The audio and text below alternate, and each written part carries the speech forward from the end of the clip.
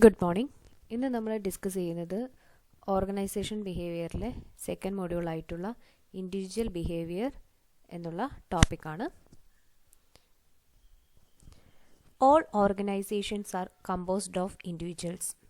No organization can exist without individuals. Human behavior, which is considered a complex phenomenon, is very difficult to define in absolute terms. It is primarily a combination of responses to external and internal stimuli.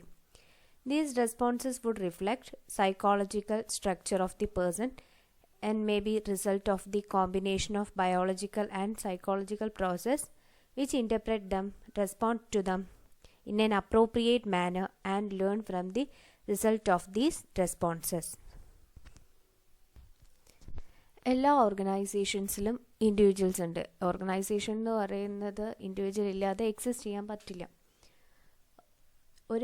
ഏതൊരു ഓർഗനൈസേഷനിലാണെങ്കിലും human behaviour എന്ന് പറയുന്നത് ഒരു complex ആണ്. അത് human ബിഹേവിയറിനെ define ചെയ്യാൻ നമുക്ക് പെട്ടെന്ന് ഒരു ആബ്സല്യൂട്ടായിട്ട് ഒരു പർട്ടിക്കുലർ ഇൻഡിവിജ്വലിൻ്റെ ബിഹേവിയർ ഇങ്ങനെയാണെന്ന് പറഞ്ഞ് നമുക്ക് ഡിഫൈൻ ചെയ്യാൻ ബുദ്ധിമുട്ടാണ്.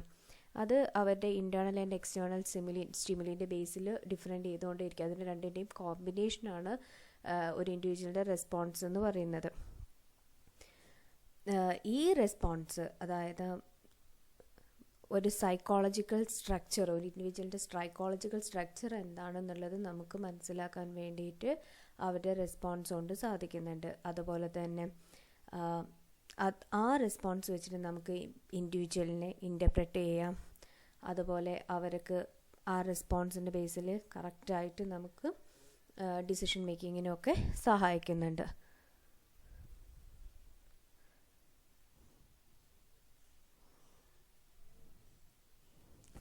Psychologist Kurt Lewin has conducted considerable research into human behavior and its causes. He believes that people are influenced by a number of diversified factors, which can be both genetic and environmental. The influences these factors determine the pattern of human behavior. Human ബിഹേവിയറിനെ പറ്റിയിട്ട് psychologist Kurt Lewin ഒരു research conduct ചെയ്തിരുന്നു. അയാളുടെ റിസർച്ചിൻ്റെ ഫൈൻഡിങ്ങിലായിട്ട് പറയുന്നത് people are influenced by a number of diversified factors which can be both genetic and environmental. Genetic ഫാക്ടേഴ്സും അതുപോലെ തന്നെ എൻവയോൺമെൻറ്റൽ ഫാക്ടേഴ്സുമായിട്ടുള്ള ഒരുപാട് ഫാക്ടേഴ്സ് ഇൻഡിവിജ്വലിൻ്റെ ബിഹേവിയറിനെ ഇൻഫ്ലുവൻസ് ചെയ്യുന്നുണ്ട്.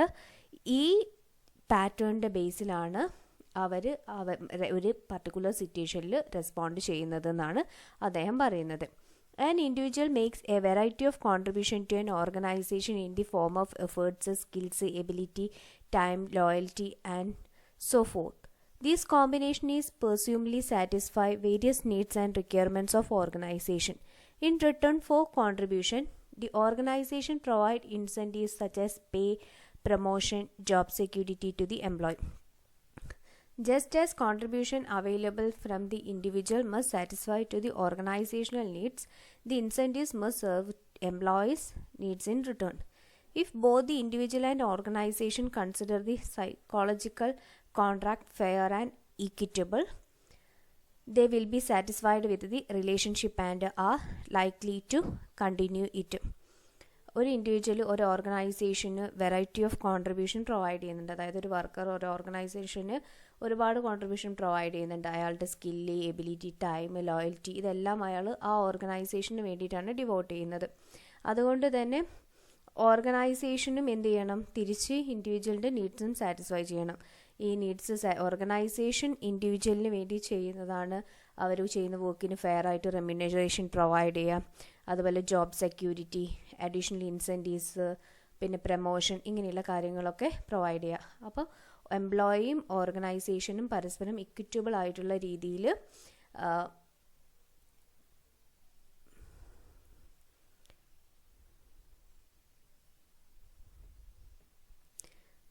സെർവ് ചെയ്യാം.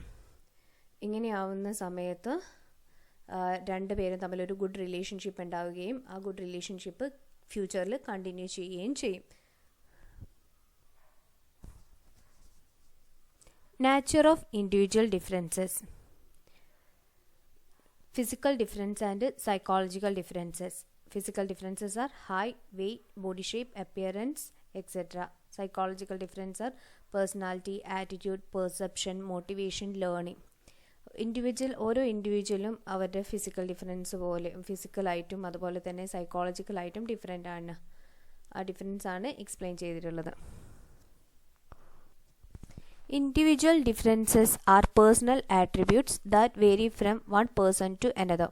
Important dimensions of individual differences are self-concept, personality dimensions, abilities, personal values, and ethics. Self-concept. Self-concept is the core of one's conscious existence. Awareness of self is referred to as one's self-concept. Sociologist Victor Gikas defines self-concepts as the concept the individual has of himself as physical, social, and spiritual or moral being. In other words, every individual recognizes himself as a distinct individual. A self-concept would be impossible without the capacity to think. This brings us to the role of cognitions. Cognitions represent any knowledge, opinion, or belief about the environment, about oneself, or about one's behavior. Among many different types of cognitions, those involving expectation, planning, goal setting, evaluating, and setting personal standards are particularly relevant to the organizational behavior. Self അവെയർനെസ്സിനെയാണ് നമ്മൾ self concept എന്ന് പറയുന്നത്. അതായത് ഞാൻ എന്താണ് എന്നുള്ളത് എനിക്ക് ഒരു അവെയർനെസ് ഉണ്ടാവുന്നതിനെ പറ്റിയിട്ടാണ് നമ്മൾ സെൽഫ് കോൺസെപ്റ്റ് എന്ന് പറയുന്നത്, അല്ലെങ്കിൽ സെൽഫ് അവെയർനെസ് എന്ന് പറയുന്നത്. സോഷ്യോളജിസ്റ്റ് വിക്ടർ ഗിക്കാസിൻ്റെ ഒപ്പീനിയനിൽ സെൽഫ് കോൺസെപ്റ്റ് എന്ന് പറയുന്നത് ഒരു ഇൻഡിവിജ്വലിന് ഫിസിക്കലായിട്ട് അയാൾ എങ്ങനെയാണ്, സോഷ്യലി, സ്പിരിച്വലി, മോറലി എങ്ങനെയാണെന്നുള്ളതിനെ പറ്റിയിട്ട് ഒരു ഇൻഡിവിജ്വലിൻ്റെ കോൺസെപ്റ്റിനെയാണ് അയാൾ സെൽഫ് കോൺസെപ്റ്റ് എന്ന് പറയുന്നത്. അതല്ലെങ്കിൽ ഒരു ഇൻഡിവിജ്വൽ മനസ്സിലാക്കുക എങ്ങനെയാണ് അയാൾ മറ്റൊരു ഇൻഡിവിജ്വലിൽ നിന്നും ഡിഫറെൻ്റ് ആയിട്ടുള്ളത്. ഇങ്ങനെ മനസ്സിലാക്കുന്നതിനെയാണ് സെൽഫ് കോൺഫിഡൻസ് അല്ലെങ്കിൽ സെൽഫ് കോൺസെപ്റ്റ് എന്ന് പറയുന്നത്.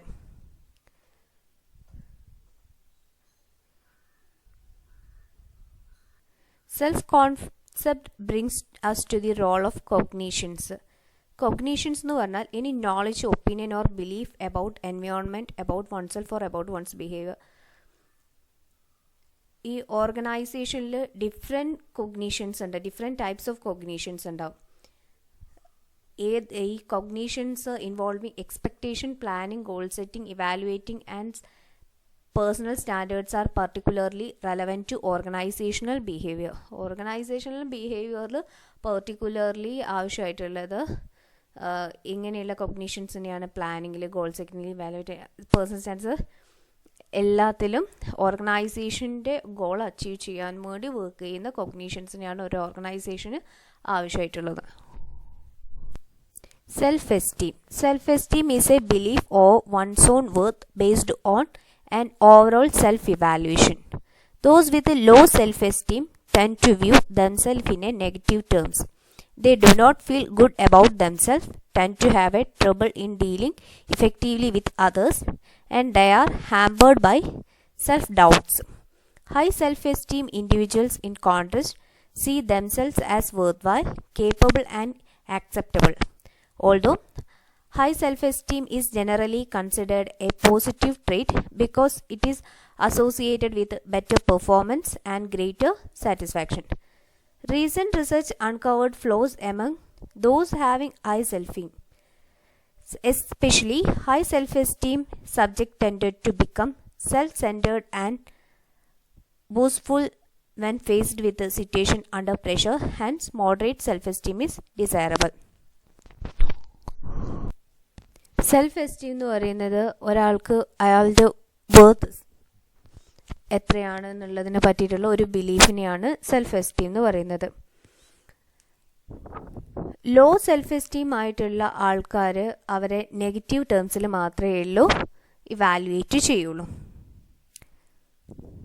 അവർക്ക് അവരെന്നെ ഇത്ര ശരിയായിട്ടൊന്നും തോന്നില്ല. മറ്റുള്ളവരോട് ഡീൽ ചെയ്യുന്ന സമയത്തൊക്കെ അവർക്ക് തന്നെ ഒരു സംശയം വരും, ഇത് ശരിയാണോ ഇങ്ങനെയാണോ എന്നുള്ളതിനെ പറ്റിയിട്ടൊക്കെ ഒരു സംശയം വരുന്ന പീപ്പിളാണ് ലോ സെൽഫ് എസ്റ്റീം കാറ്റഗറിയിലുള്ള ആളുകൾ.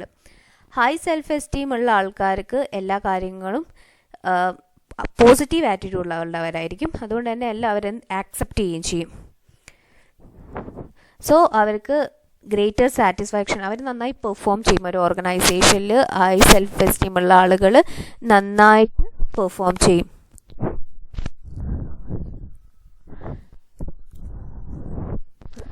എന്നാലും ഓർഗനൈസേഷനിൽ എപ്പോഴും ഒരു മോഡറേറ്റ് സെൽഫ് എസ്റ്റീം ഉള്ള ആളുകളെയാണ് കുറച്ചുകൂടി ഡിസൈറബിൾ ആയിട്ട് വരുന്നത്.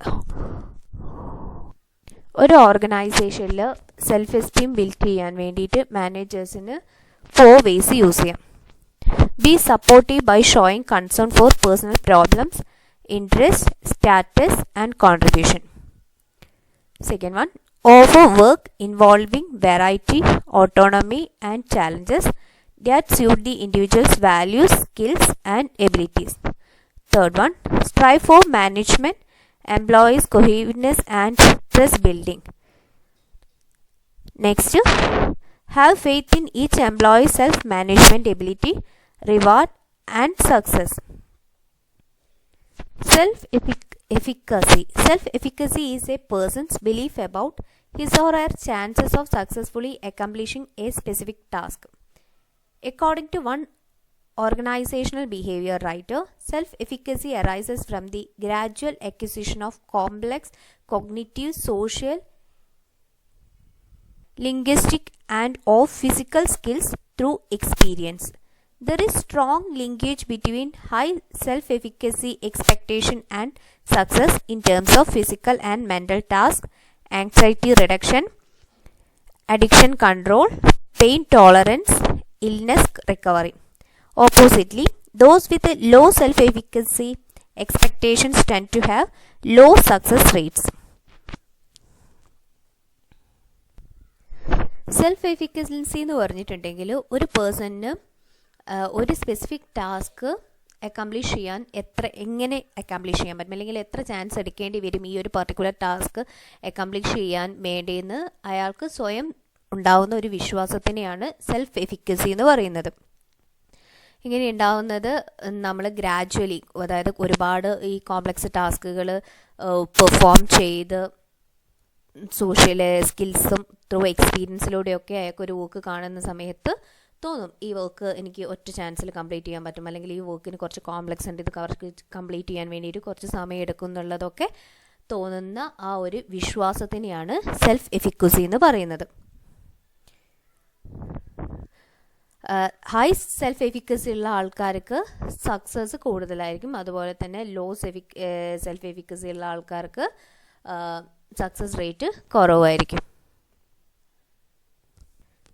Physical and intellectual qualities.